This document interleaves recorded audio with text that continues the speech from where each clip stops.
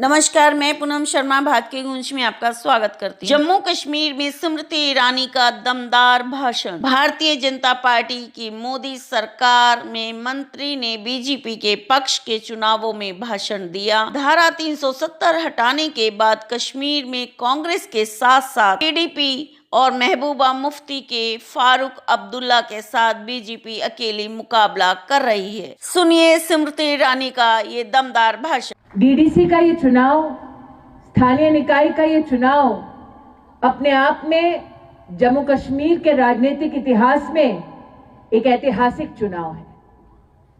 जब भारत के संविधान ने हमारे देश में लोकतंत्र के प्राण फूंके, तब अभिलाषा भारत के नागरिक की ये थी कि चुनाव मात्र संसद का ना हो, चुनाव मात्र विधानसभा का ना हो, बल्कि चुनाव और लोकतंत्र का ये उत्सव धरातल तक पहुंचे।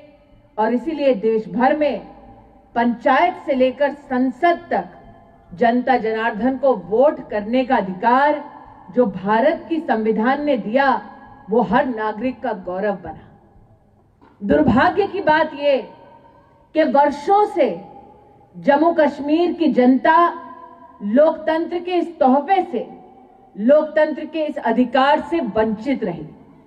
इसलिए आज जब आप सब यहां पर डीडीसी और स्थानीय निकाय के चुनाव के संदर्भ में पधारे हैं, तो मैं आपसे कहना चाहती हूं, आपकी उपस्थिति इतिहास से कम नहीं, लेकिन सही मायने में इतिहास तब रचा जाएगा जब 19 तारीख को रियासी का नागरिक पोलिंग बूथ पर जाएगा और कमल के फूल पर अपनी मोहर लगाएगा। इस इतिहास को गढ़ने के लिए वर्षों से लोगों ने देश भर में जम्मू कश्मीर में तपस्या की। इस इतिहास को फलीभूत करने के लिए लाखों लोगों ने अपने प्राणों को गंवाया।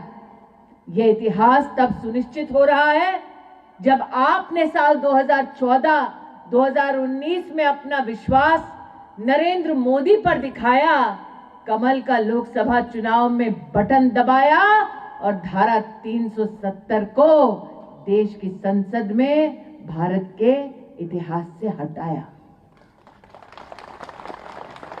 कुछ लोगों ने दुस्साहस किया, भारत के संविधान, भारत के संसद को चुनौती देकर कहा कि धारा 370 हटेगी तो खून की नदियां बहेंगी।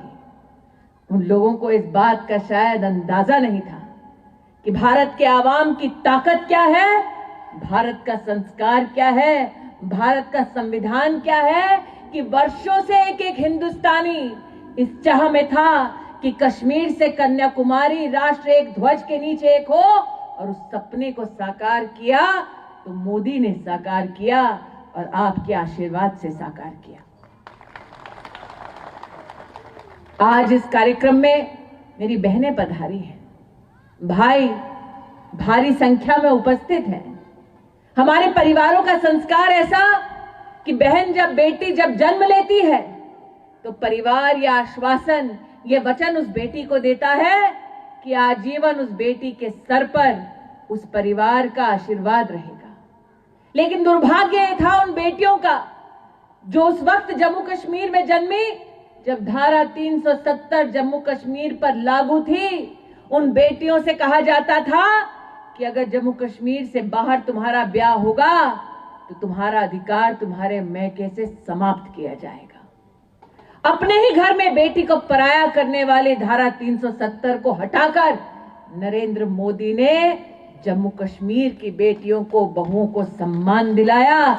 आज इस मंच से उसके लिए मैं अपना आभार व्यक्त करती हूँ। संघर्ष के ऐसे दिन देखे कि गांव में प्रतिनिधि, और आज इस मंच पर आप सब जिन्हें अपना आशीर्वाद देने आए हैं।